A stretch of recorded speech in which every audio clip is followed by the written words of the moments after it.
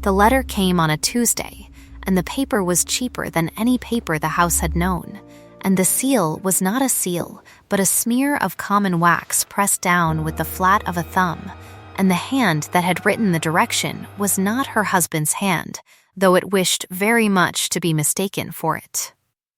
Alowan Marchcroft took the letter from the boy at the gate and paid him a copper he could ill afford to refuse, and she did not open it in the yard where the geese might see her face change, nor in the kitchen where old Bettons would have known within a breath, but carried it up the narrow back stair to the linen room, where the light came in slantwise across the folded sheets.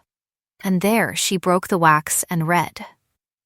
It said what such letters had said for 18 months. It said that Captain Marchcroft was well, and much occupied with the affairs of the Eastern Column, and could not yet be spared, and sent his duty to his wife, and would write more fully when the season allowed.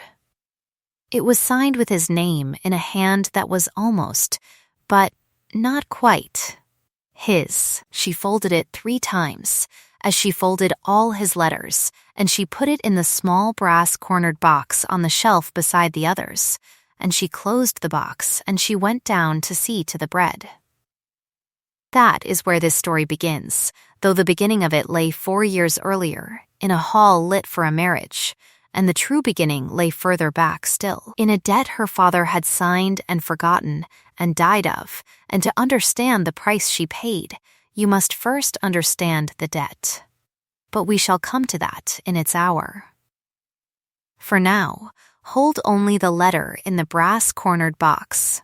and the woman who did not weep over it, and the fact which she did not yet know, and which the house did not yet know, and which the village of Helneth did not yet know, that on the day that letter was written, her husband had been 3 miles away on the far side of the ridge, sitting to a fitting for a new coat. She was 26 that autumn, and had been a wife for 4 years, and a widow, in every way but the naming of it for the last 2. The house she kept was not her house. It had been her husband's grandmother's, and then her husband's uncle's,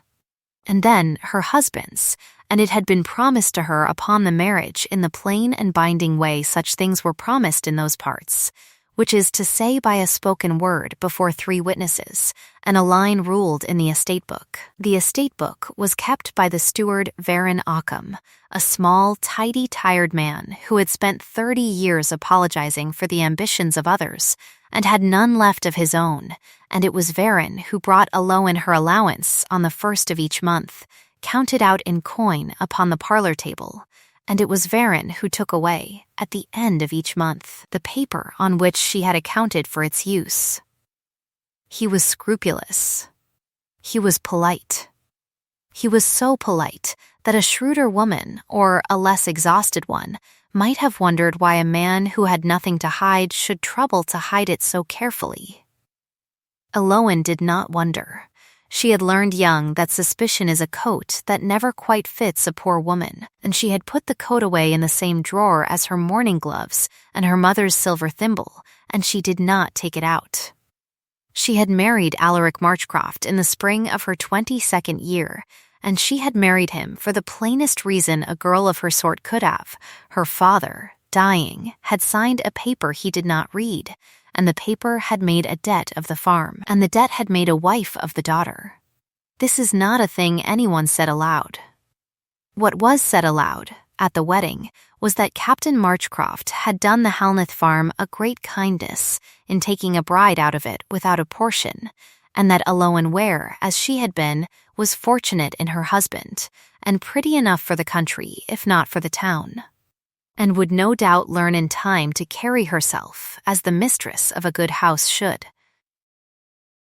She had listened to all of it standing very straight in a dress 2 sizes too grand for her, and she had thought, with the calm that had always stood in her instead of tears, that she would learn to carry herself, since carrying was a thing she had learned to do well, and that the rest of it, the fortune, the kindness, the prettiness, was other people's business, and no concern of hers. He had been kind to her, in the first year. Not warm, he was not a warm man, but kind in the manner of a man who has bought a horse and means to feed it properly. He had shown her the accounts, and taught her the names of the tenants, and stood by her at the harvest supper with his hand at her elbow, and once, on a wet November evening, he had sat by the fire opposite her and read aloud for an hour from a book of sermons, and she had thought. She had let herself think, which was a mistake she did not make twice, that she might yet be happy. Then the war had come in the spring of the second year, and he had gone, as gentlemen of his rank went, at the head of a small company raised from the ridge villages. And he had written from the coast, and from the eastern column, and from the winter quarters, and the letters had grown shorter, and the intervals between them longer, and then, in the autumn of the third year, the letters had begun to arrive in a hand that was almost, but not quite, his. Aloin had noted the change. She had said nothing of it. She had told herself, and had failed to believe herself, that a man in a camp writes as he can, and that a hand grows tired, and that ink is not the man. She had told herself this for 1.5 years, and she was telling herself still. On the Tuesday, the cheap letter came, when she folded it 3 times and put it in the box. Now, at the same hour on the far side of the ridge, in a market town called Fahrenholt, where nobody knew the Marchcrofts, and where the tailor had a good reputation for a modest price, Captain Alaric Marchcroft stood on a low stool in his shirt sleeves, while a boy with a mouthful of pins turned him slowly in the light. He was a handsome man in the way of men who have never had to be anything else, and he was in that moment as pleased with himself as he had ever been in his life, which was saying a great deal, for he had been pleased with himself in one continuous unbroken chord for 37 years. The coat that was being fitted to him was blue, of a blue that was not the blue of any regiment, and it was to be worn in 3 weeks at his wedding to a young woman named Isor Vensley, who believed him to be a widower, and whose father believed him to be a widower, and whose father's bank believed him to be a widower, and who was, on the strength of that belief, prepared to settle upon him at the altar a sum of money sufficient to pay off certain gentlemen in the eastern capital whose patience had begun to fray. He had not told Aloin. He did not intend to tell Aloin. He had, in fact, arranged matters so that Aloin would not be told by anyone, since the wedding was to be a quiet one at a country chapel some 14 miles from Halneth, at the estate of a friend of Isor's father, and the guests were to be drawn exclusively from a set of people whose paths had never in their lives crossed the paths of the Halneth tenants. He had thought it through as carefully as he thought anything through, which was not very carefully at all, and he had assured himself, in the manner of men who assure themselves of things because otherwise they would have to stop, that the arrangement was, on the whole, kinder to everyone than the truth would have been. He had said as much aloud, over brandy, to the steward Varon Occam, who had received the confidence with a bow an inch too shallow, and had said only, in the flat voice he kept for facts, "As you wish, sir," and had gone home that night and sat a long while at his own hearth, with his hands folded on his knees, listening to the small, hard ticking of the clock, and thinking of a paper he had signed once, and of a girl at Halneth who did not deserve what the paper had cost her, though he could not, at his age, imagine any way to say so aloud. The house at Halneth kept its work. The bread went into the oven, the geese were driven up from the pond, the last apples of the season were laid in the loft between straw, and Aloin laid them there herself, one by one, choosing the sound ones and setting aside the bruised. She was a woman known in the village for 3 things, and it is by these 3 things that we shall know her, since the world had not, so far, thought her worth knowing by any other. She was known for paying the doctor's bill of old Marin, the shepherd, out of her own allowance in the winter he coughed blood, and for refusing to be thanked for it. She was known for going herself to the mill when the miller cheated Widow Cabell of half a sack, and for standing in the mill door until the half sack was returned, and for the level look with which she had returned the miller's stare, which the miller had afterward described, at the tavern, as the look of a woman who had counted him out to the last farthing and found him wanting. And she was known for the way she read the account book aloud to Bettins on the first Sunday of every month, sitting at the kitchen table with Bettins beside her, because Bettins could not read, and because Bettins had a right, as the oldest living servant of the house, to know that no coin had been wasted upon her mistress's vanity. These were not large things. They were the things her world penalized in a woman, paying debts that were not hers, defending strangers who could not defend themselves, sharing knowledge that others thought a mistress had no obligation to share. She did them because she did not know how to do otherwise, and she did not know how to do otherwise because her mother, dying, had said to her, "Eloin, the poor watch us the way we watch the sky for weather. Do not be cruel weather to them." And Eloin had kept the sentence as another woman keeps a locket, and she took it out sometimes at night and turned it in her mind until it shone. She believed still on the Tuesday the cheap letter came that her husband was in the East. She believed it because to believe otherwise would have been to look into a room she had walked past all her life without opening. And there are rooms, in every marriage of that sort, whose doors are not so much shut as painted over, and one must take a knife to the paint before one can find the handle. She had not yet taken up the knife. She would take it up before the month was out. But first there was the bread, and the apples, and the geese, and the letter in the box, and the small brown moth that circled the lamp in the linen room as she went out and closed the door behind her, and the fact which the audience now holds, and which she does not, and which is the whole engine of what follows, that at the very hour she was folding his letter for the third time, her husband was being measured for the coat in which he meant to marry another woman. The steward Varon Occam came on the first of the month, as he always came, and set the coin upon the parlor table in 4 small stacks, as he always said it, and took the paper of accounts from Eloin's hand, and read it through, and folded it, and put it in the leather satchel he had carried for 30 years. And he stood then a moment longer than he needed to stand, with his hat in his hands, and he said, "Mrs. Marchcroft, if I may, the captain sends his particular respects, and hopes you are well." He had said this every month for 18 months. He said it now with a small alteration of tone, so small that a woman not listening for it would not have heard it, an alteration in the direction of pity or of shame, and Eloin, who had been not listening for anything in particular, heard it in spite of herself, and looked up from the coin, and looked at Varon, and Varon looked at the carpet.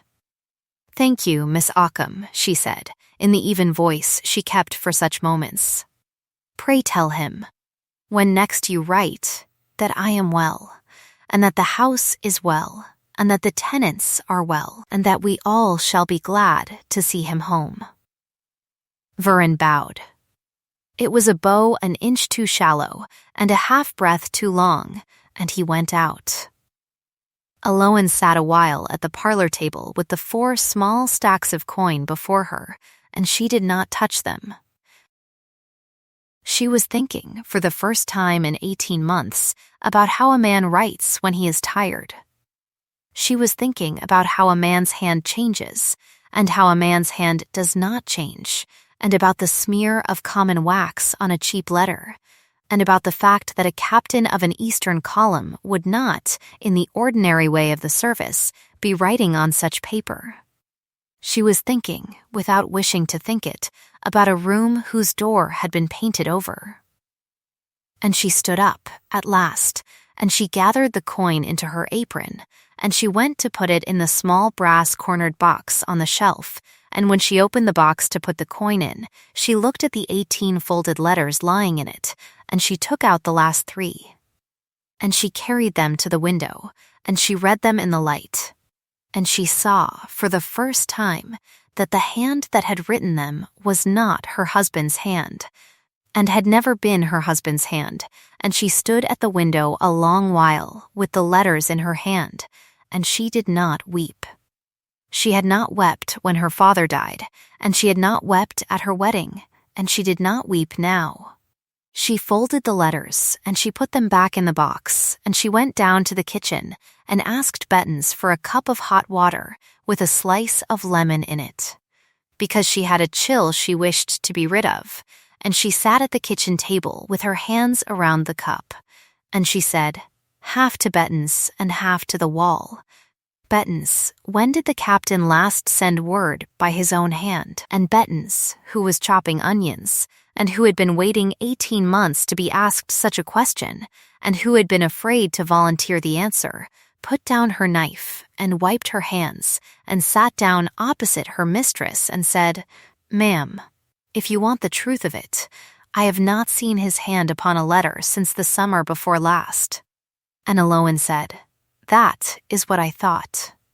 And Bettens said, "Ma'am," and did not finish. And Eloin said, "It is all right, Bettens, you have not lied to me. Only the letters have. And letters are, on the whole, easier to answer than people." We will take a very short break here. If you are enjoying this story, please take a moment to subscribe so you will not miss what happens next. A truth, once seen, is a difficult guest to turn out of a house. Eloin sat with hers for 2 days, and she did not speak of it, not to Bettens, not to the vicar, not to the tenants who came to the door with the small business of the season. She let the truth stand in the corner of every room she entered, and she nodded to it as one nods to a relation one does not care for but cannot deny. And she went on with the work of the house, and she thought. She had been taught, by a father who had been ruined by acting quickly, to act only after she had counted the room, and she counted now.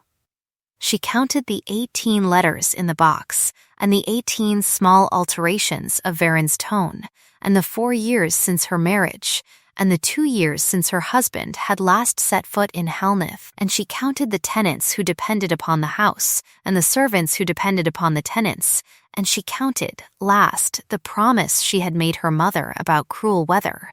and she found, at the end of the counting, that she had no right to act for herself alone in this matter, because the matter was not hers alone. If her husband was not in the east, then her husband was somewhere, and if her husband was somewhere, then the somewhere had a name, and if the somewhere had a name, then it had, in all likelihood, a purpose, and the purpose, given what she knew of her husband, would concern money, and if the purpose concerned money, then the tenants and the servants would in the end be paid for it. She did not know yet that the payment had already been arranged, and that the coin was to be Isor Vensley's dowry, and that the receipt was to be a second marriage in a country chapel 14 miles from her own door. But she knew enough to know that she must know more, and she knew enough to know that she would not learn more by asking Varen Occam, who would only bow an inch too shallow and give her back her own words in a flatter voice. So on the 3rd morning she put on her plain gray traveling cloak, and she took from the brass-cornered box the smallest of the 3 cheap letters, and she walked the 4 miles to Helnith village, and she went to the door of a house at the end of the lane, where a woman named Mara Threpp had lived for 40 years, and was known to write letters for those who could not write their own. Mara Threpp was 72, and had buried 3 husbands and outlived 2 of her children, and she had a tongue that could take the varnish off a table, and a heart that had, in 72 years, refused only one thing anyone asked of it, and that had been a request from a man now dead to lie about a will. Eloin sat at Mara's kitchen table and put the letter down between them and said, "Mara, whose hand is this?" And Mara Threpp, who had been dandling a cat, put the cat down and took up the letter and held it to the window and turned it once and set it down and said, "That is Corny Withel's hand, and Corny Withel writes for money in Fahrenholt, and I could tell you the tavern he drinks his money at, and I could tell you the man he most often writes for.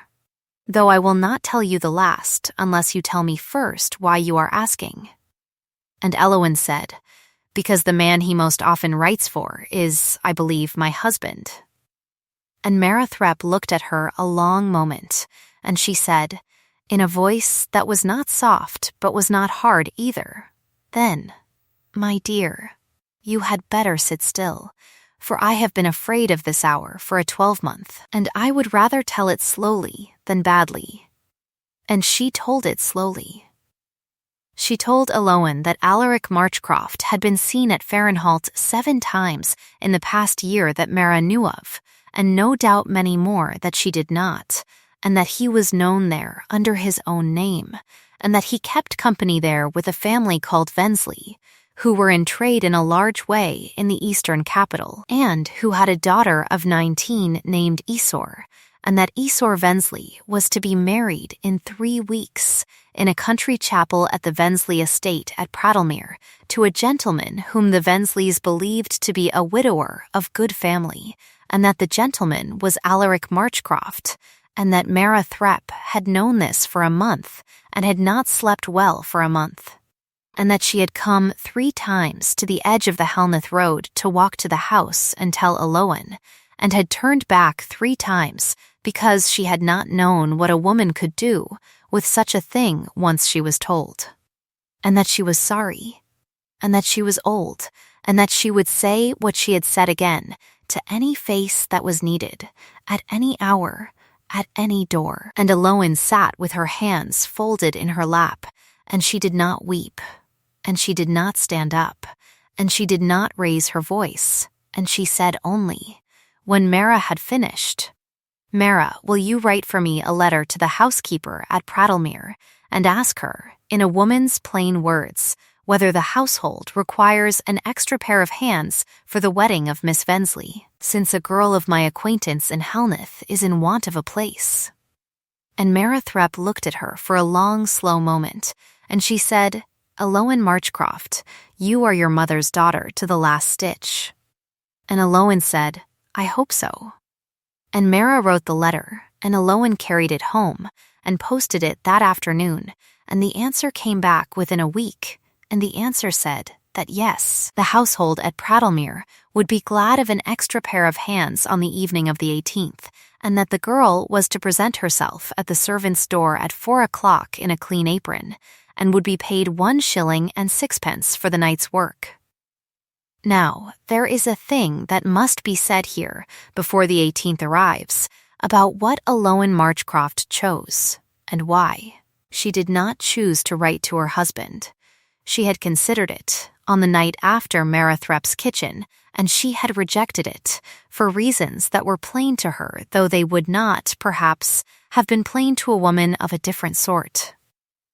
She did not write because a letter could be denied, and could be burned, and could be answered with another letter in Corny Whittle's hand, and could be, in the end, 1 more folded paper in the brass-cornered box. She did not choose to go to the magistrate, because the magistrate at Helmeth was Alaric Marchcroft's cousin, and would have received her charge with the same bow an inch too shallow that she had learned to hate on Baron Occam's shoulders. She did not choose to go to the vicar, because the vicar was a good man and a frightened one, and the frightened do not stand between a captain and his second bride at 3 weeks' notice. She did not choose to go to Isor Vensley, because she did not yet know Isor Vensley, and it seemed to her, on reflection, that a 19-year-old girl who had been told she was marrying a widower ought not to be told she was not by a stranger in a letter, but by the sight of the widow herself, standing in the room in a plain apron, with a tray in her hands, and no possible mistake about who she was. She chose, that is to say, to be present. She chose the oldest form of witness the world has ever known, which is the form in which the wronged party stands in the room and lets the room see her, and lets the wrongdoer see her, and lets the wrongdoer's new fortune see her, and does not raise her voice, and does not raise her hand, and lets the truth do its own weight lifting in the silence she creates by walking in. It was, she thought, the only form of address that could not be answered by a forged letter. And it was, she thought, the form that would spare Isor Vensley the most. Because Isor Vensley would see with her own eyes and would not have to be persuaded by anyone else's, and would be at liberty to decide what she thought of what she saw, at her own pace, in her own light. Aloan did not know Isor, but she remembered being 19 and being handed a paper her father had signed and being told, without being asked, what her life was to be, and she thought that a girl of 19 deserved, at the least, to be asked. The 18th was a Thursday, and the weather was fine, and the road from Halneth to Prattlemere ran up over the ridge and down through a chestnut wood and past a village called Menning, where the smith stood in his doorway and touched his cap to Elowen as she passed, though he could not have said, afterward, why he had touched his cap to a young woman on foot in a plain cloak with a bundle at her side, unless it were that she had walked past him with the carriage of a person going into a battle she had already decided to win. She had left the house at daybreak, on foot, having told Bettens only that she was going to Menning on business of the house and would be back on the morrow, and she had told no one else, and had taken with her only the plain apron, and a clean cap, and the smallest of the 3 cheap letters folded inside her stays, and the estate book of Halneth, which she had wrapped in oilcloth and carried at the bottom of her bundle. Because she had learned young that a woman going into any room where money was to change hands should carry with her the record of every coin she had ever handled, since the record was the only voice her sort of woman was reliably permitted to raise. She reached Prattlemere at 3 and washed her face at the pump in the yard and presented herself at the servants' door at 4 and was received by a stout, kind woman named Mrs. Pruitt, who looked her up and down and pronounced her clean and quiet and likely to give no trouble, and set her to polishing glasses in the pantry off the great hall, and told her that when the guests went in to supper she was to carry a tray of wine and stand at the second sideboard and pour when asked and not before, and that if any gentleman spoke to her she was to answer him sir and no more, and that if the bride's mother spoke to her she was to curtsy and answer yes ma'am and no more, and that if she did all these things faithfully she should have her 1 and 6 at midnight, and a slice of the wedding cake to carry home. Aloan said, yes ma'am, and curtsied, and set to polishing glasses, and did not lift her eyes to the great hall until she was called. The company came in at 7. The candles were lit, and the fires were built high, for the evening was cool, and Isor Vensley entered on her father's arm in a dress the color of new cream, and Alaric Marchcroft stood at the head of the room in the blue coat that was not the blue of any regiment, and Aloan Marchcroft stood at the second sideboard with a tray of wine in her hands, and she looked at the man she had married 4 years ago, in a hall lit for a marriage, and the man she had married did not see her, because the man she had married had never in his life looked properly at a woman with a tray. Isor Vensley took her seat at the long table, and the toast was proposed by her father, and the company drank, and Isor smiled the small, strained smile of a girl who has been told all her life to smile at strangers, and Alaric smiled the easy smile of a man to whom the world had always given what he asked for, and Elowen stood at the sideboard and waited to be called. She had been called 4 times, and had poured 4 times, and had said sir 4 times and yes, ma'am twice, before it was her turn to pour for the head of the table. She crossed the hall with the tray. She crossed slowly, because she had been taught by her mother that a woman with wine in her hands walks slowly, or does not walk at all. She reached the head of the table, and she stood at Alaric's right shoulder, and she said, in the even voice she kept for such moments, "Sir, will you take wine?" And Alaric Marchcroft, who had been in the middle of a witticism directed at his new father-in-law, half turned his head and lifted his glass without looking at her, and said, "Fill it, girl." And Aloan filled it, and set the bottle back on the tray, and did not move.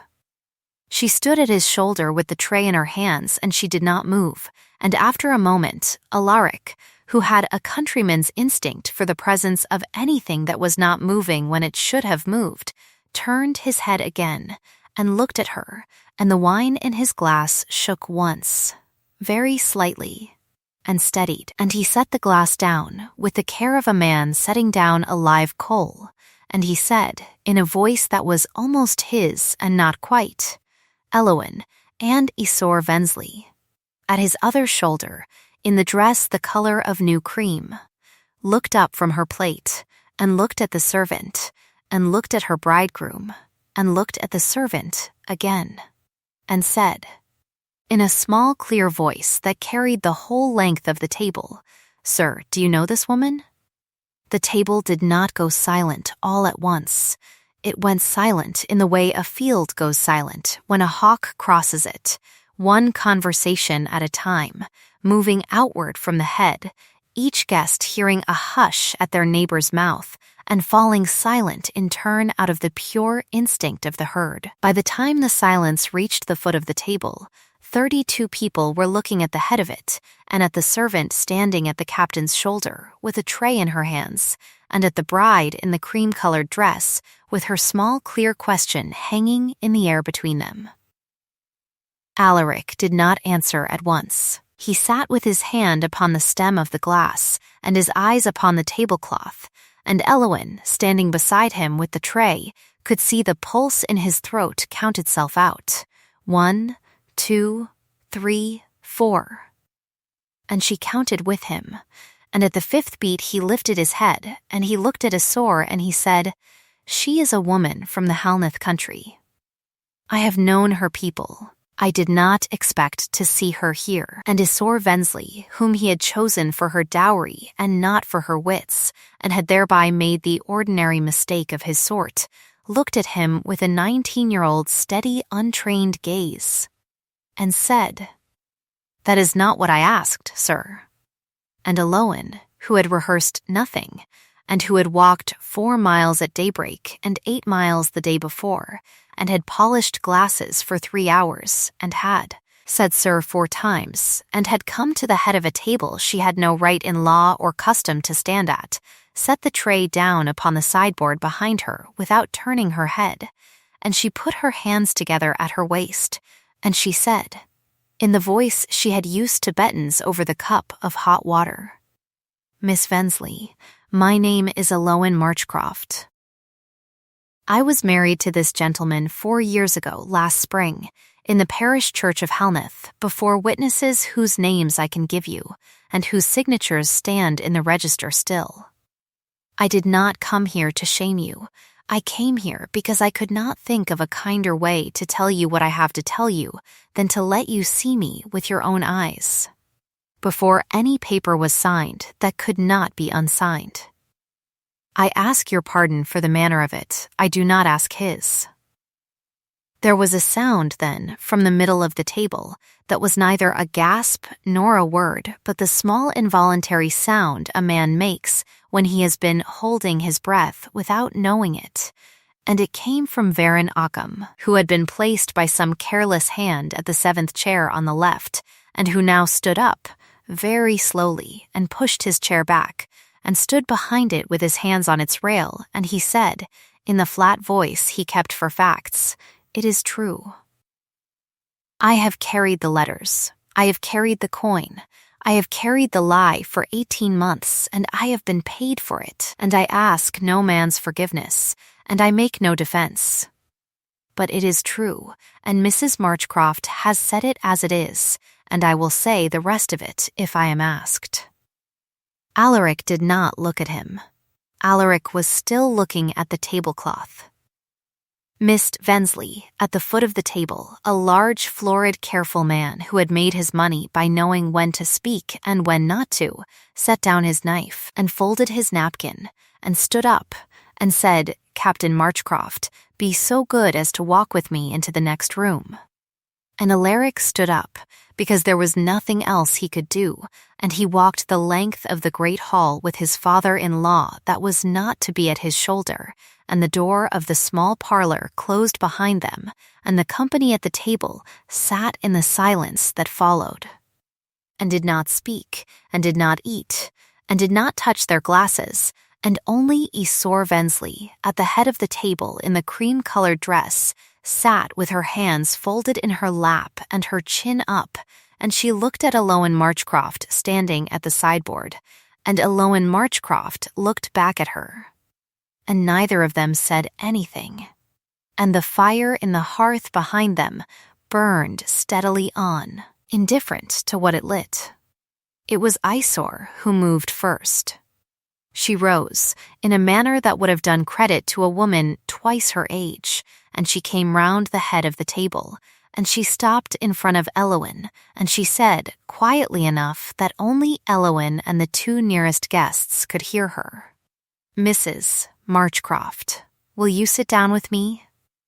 There is a small room off the hall. I would be obliged if you would sit down with me a quarter of an hour, and tell me what you know, and let me tell you what I know, and afterward I will give the company whatever answer is to be given."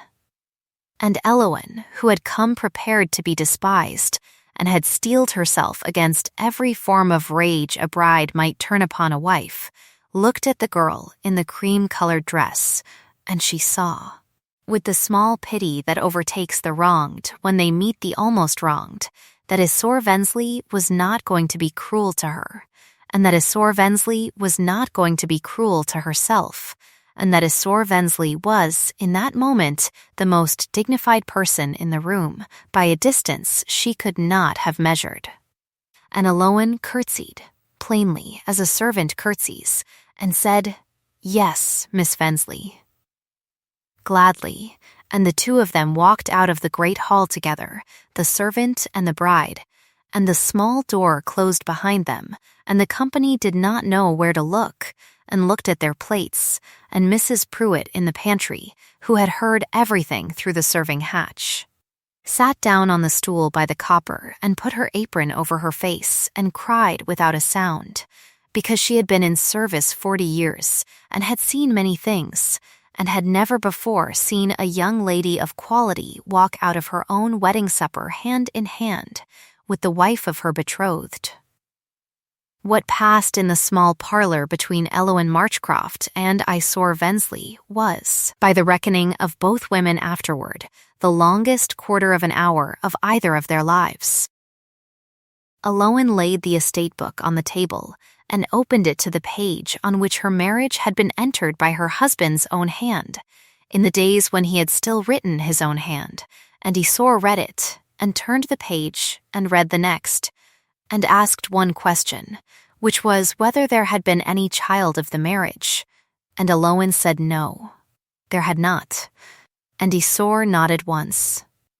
and closed the book, and sat a while with her hand upon it, and then she said, "Mrs. Marchcroft, I do not know you, and you do not know me, and I have no right to ask what I am about to ask, but I will ask it anyway, because I do not think I shall ever have a better hour to ask it in. If I stand up now and go back into that hall and tell my father that there is to be no marriage tonight or ever, will you stand beside me while I say it?" And Eloan, who had come to the house that evening with no plan beyond being seen, and who had been prepared to walk out of it a wife despised, or a wife pitied, or a wife hated, but had not been prepared to walk out of it a wife who had been asked, by the girl she had come to warn, to stand beside her in the saying of a difficult thing, felt at last, and for the first time in 18 months, and in a manner that surprised her greatly, the sting of tears at the back of her eyes, and she did not let them fall, but she said, "Miss Vensley, I will stand beside you tonight, and I will stand beside you tomorrow, and I will stand beside you every day of the next year if you need me to, for I know what it is to be 19 and to be handed a paper, and I would not have you handed one you did not choose." And Isor Vensley put out her hand, and Eloan Marchcroft took it, and they stood up together, and they went back into the hall, and Isor walked the length of the room to the door of the small parlor where her father sat with Alaric, and she knocked once and went in, and she said, in the small clear voice that had asked the first question of the evening, "Father, there is to be no wedding." "Not tonight, not to this gentleman, not ever. I have spoken with Mrs. Marchcroft, and I am satisfied of the truth of what she has told me, and I will not marry a man who has a wife, and I will not marry a man who has lied to me, and I will not marry a man who has lied to you. And I ask you to send the company home, and to send this gentleman with them, and to have the settlement papers brought to me, that I may see them burned before I go up to my bed." And Mr. Vensley, who loved his daughter, and who had made his money by knowing when to speak and when not to, and who had spent the last quarter of an hour saying very little to Alaric Marchcroft, and hearing a great deal from him, stood up and said, "As you wish, my dear," and went into the hall and dismissed the company with a bow, and sent Alaric from the house on foot with a servant walking behind him carrying a lantern to see that he did not turn back, and had the settlement papers brought from the study, and stood beside his daughter while she burned them one by one in the parlor fire, and when the last was ash, he turned to Eloan Marchcroft, who was standing at the door with her plain cloak over her arm, and he said, "Mrs. Marchcroft, my house is yours tonight, and my carriage is yours tomorrow, and my counsel is yours as long as you require it. I have been made a fool of in the same measure as my daughter, and there is no shame in her for it, nor in you, and any shame there is I will bear on the gentleman's behalf, for he does not seem, at present, to be equal to the carrying of it himself." And Eloan thanked him, and curtsied plainly as a wife curtsies to a father, and said that she would sit up an hour with Miss Vensley if Miss Vensley wished it, and Miss Vensley did wish it, and the two of them sat by the parlor fire until 2 in the morning, and did not say a great deal, but sat and looked at the fire, and once Isor laid her head against Eloan's shoulder, and slept a little, and Eloan did not move, because she had learned young that when the young at last consent to sleep upon your shoulder, you do not move, no matter what your own bones are doing. The following weeks did the work that weeks do. Alaric Marchcroft did not return to Halneth. He wrote once from a coast town, in his own hand this time, a letter that Eloan read through once and then folded 3 times and put in the brass-cornered box with the others, because she had learned by then that a letter was a letter, and the box was where letters lived. He asked her pardon in phrases he had clearly rehearsed, and he said that he did not intend to trouble her further, and he said that certain gentlemen in the eastern capital were pressing him for certain sums, and that he did not know how the sums were to be paid, and that he supposed she would hear of him next, if she heard of him at all, from wherever the pressing gentleman finally caught him up. She did not answer the letter. She did answer the letter that came, a week later, from Mr. Vensley, who wrote to say that certain gentlemen in the eastern capital had been paid by him in full, on condition that they trouble Captain Marchcroft no further, and that Captain Marchcroft, in gratitude for this consideration, had signed a paper renouncing all claim upon the Halneth estate in favor of his wife, and that the paper was legally binding in every court in the county, and that a copy would arrive by the next post, and that she was, from the date of that letter, mistress of Halneth in her own right, and answerable to no one for it, and that this arrangement was made not as a kindness to her, for Mr. Vensley was too honest a man to call by the name of kindness what he had done at least partly to close a wound in his own household, but as a matter of common justice, since the estate had been kept for 18 months by her hand and by her thrift, and belonged to her, in equity if not in law, by every reckoning he knew. She read the letter twice, and she folded it, and she put it in the brass-cornered box, and she went down to Bettens in the kitchen, and she said, "Bettens, sit down." And Bettens sat down, and Eloin said, "The house is ours." And Bettens, who had scrubbed the floors of that house for 41 years, and who had never once in her life said the word ours of any roof over her head, put her hands over her mouth, and did not cry, because her mistress did not cry, and the two of them sat at the kitchen table a long while together, and did not speak. And the small brown moth that had circled the lamp in the linen room came in through the open door and circled the kitchen lamp instead, and Bettens said, "At last, ma'am, will you take a cup of hot water with a slice of lemon in it? For I have a chill I wish to be rid of." And Eloin laughed.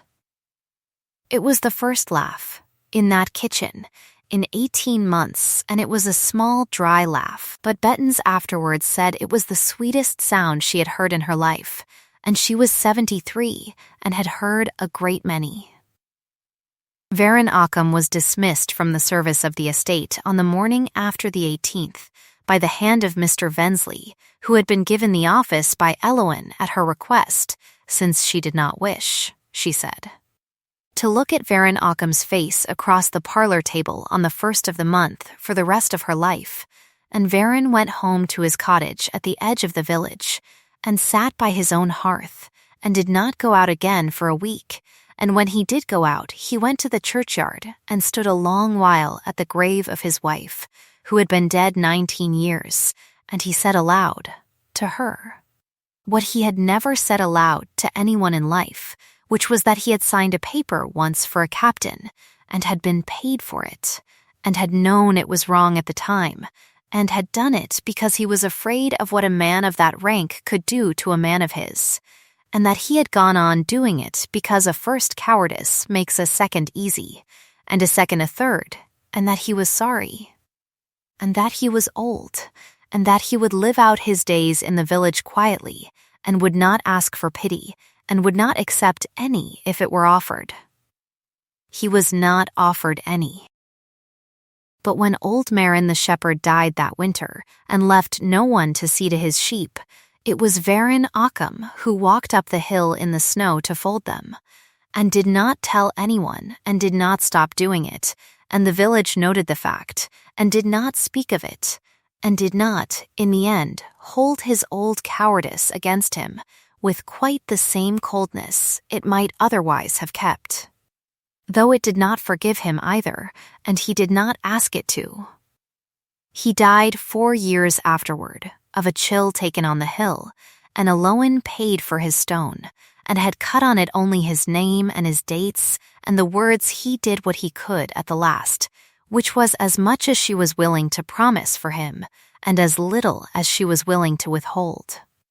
Isor Vensley came to Halneth in the spring after the 18th, and came again in the summer, and came again in the autumn, and in the second spring after she came to stay a season. And in the third she brought with her a young man from her father's counting house, whom she meant to marry, and did marry, in the parish church at Halneth, with Eloin Marchcroft standing at her shoulder in the place of a mother, since Isor's own mother had died when Isor was 7, and Isor had said, plainly, that if she was to be married at all, she wished to be married from the house of the woman who had saved her from the wrong marriage, and Eloin had said that Halneth was her house, and Isor was welcome in it.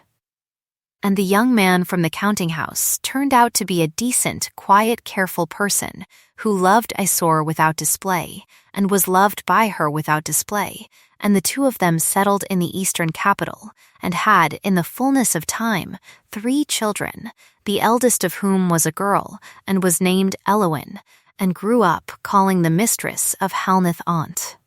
though there was no blood between them, and preferring, when she was old enough to choose, to spend her summers at Halneth rather than in the eastern capital, and learning there, from her aunt, how to keep a book of accounts, and how to speak to a miller who had shorted a widow, and how to sit still in a room where a difficult thing was being said, and how, When the young at last consent to sleep upon your shoulder, you do not move. Alaric Marchcroft was heard of once more, 5 years afterward, from a port town on the southern coast, where he had lived, it was said, in reduced circumstances, and had died of a fever contracted in a lodging-house, and had been buried in the parish ground there at the parish's expense, and Aloin, when she was told, sat a long while at the parlor table with her hands folded, and then she went up to the linen room, and she took down the brass-cornered box, and she took out the 18 folded letters, and the one letter in his own hand, and she carried them down to the kitchen, and she opened the stove, and she put them in the fire one by one, and she watched them burn, and she did not weep, and she did not smile, and when the last was ash, she closed the stove, and she said aloud, to no one, there that is done. God rest him, for I cannot. And Bettens, who had been kneading bread at the far end of the table, said only, Amen, ma'am, and went on kneading, and did not look up. Mara Threpp lived to be 91, and died in her own bed in the lane at Halneth, with Eloin sitting beside her holding her hand, and her last words were, Eloin Marchcroft, you are your mother's daughter to the last stitch, which were the same words she had said the first day, and Eloin bent and kissed her forehead, and closed her eyes, and paid for her stone, and had cut on it the words Mara had once cut on her own mother's stone, which were, she wrote for those who could not write, and she told the truth for those who could not tell it, and there were 50 people at her burial, and half of them owed her a letter. There is a paragraph that must be written here, because the story would be a lie without it, and lies are the thing this story has been about from the beginning. Not everything came right. The 4 years Aloin Marchcroft was married to Alaric were not restored to her. The letters she had written to a man who was not reading them were not returned. Her father, who had signed the paper that made a wife of his daughter, remained dead, and did not live to see her mistress of the house he had signed her into. Old Marin the shepherd, whose doctor's bill she had paid the winter he coughed blood, remained dead, and did not live to see the winter Varin Occam folded his sheep for him in the snow. The child Eloin had once, in the first year of her marriage, permitted herself to hope for, did not come, either then or afterward, and she did not marry again, though she was asked twice, and gave her reasons for the refusal only to Bettens, and Bettens kept them. Some doors, she said once, to Esor's daughter, when the girl was old enough to ask, do not open a second time, and one does not stand at them weeping, but one does not pretend they are not shut. She said it plainly, and only once, and did not repeat it, and the girl remembered it all her life, and told it to her own daughter, and her daughter to hers, and so the sentence became, in the manner of such sentences, a small inheritance in that family, more durable than the silver, and more useful than the land. On the first Sunday of every month, for the rest of her life, Eloin Marchcroft sat at the kitchen table with Bettens beside her, and read aloud the account book of Halneth, coin by coin, from the first entry to the last, because Bettens could not read, and because Bettens had a right, as the oldest living servant of the house, to know that no coin had been wasted upon her mistress's vanity. When Bettens died at 84, Aloin went on doing it, reading aloud to the empty chair where Bettens had sat, because the reading was, by then, less a courtesy to Bettens than a discipline for herself, and because there is a kind of prayer that consists in the plain naming of what one has spent, and to whom, and why. And on the evening of the 18th of that month, every year, for as long as she lived, Aloin Marchcroft put on a plain apron, and stood in her own kitchen, and poured out a single glass of wine, and set it upon a tray, and carried the tray the length of the kitchen to the hearth, and set it down there, and stood a moment with her hands folded at her waist, and then she took up the glass, and drank it, and washed the glass, and put it away, and went to bed. She never told anyone why. Bettons knew. Esau knew. The girl who was named for her guessed and did not ask.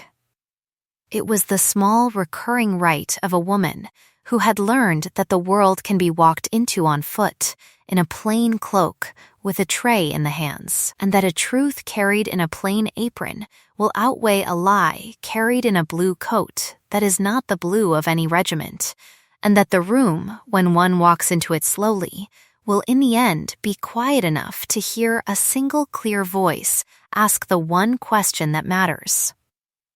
The letter that had come on that first Tuesday, on the cheap paper, with the smear of common wax, was not in the brass-cornered box any longer, for the box itself had been given to Esor's daughter as a workbox, and had held in its time thimbles and thread and a child's first sampler, and had ended its days on a shelf in the eastern capital holding buttons,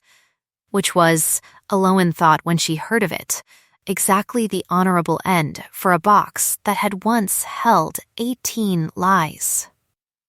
Since a button is the plainest of all small useful things, and small useful things are what a house is finally made of. She lived to be 79. She died in the linen room, in the afternoon light that came in slantwise across the folded sheets, with her hand on Esor's daughter's hand, and her last words were spoken so quietly that only the girl heard them. And the girl, being asked afterward what they had been, said only that her aunt had said the bread. She was buried in the churchyard at Halneth, and had cut on her stone her name, and her dates, and the words, "She stood in the room," and there were 140 people at her burial, and every one of them, if asked, could have told a different story about what those 5 words meant, and every one of the stories would have been true. A person who will walk 4 miles at daybreak to stand quietly in a room where a lie is being married is worth 100 who will send a letter, and worth 1,000 who will send none, and the room, in the end, always remembers who stood in it, and forgets, in time, who sat down. Thank you for listening to this story all the way to the end. Tell us in the comments which city you are watching from and what this story made you feel. And do not forget to subscribe so you will not miss the next story.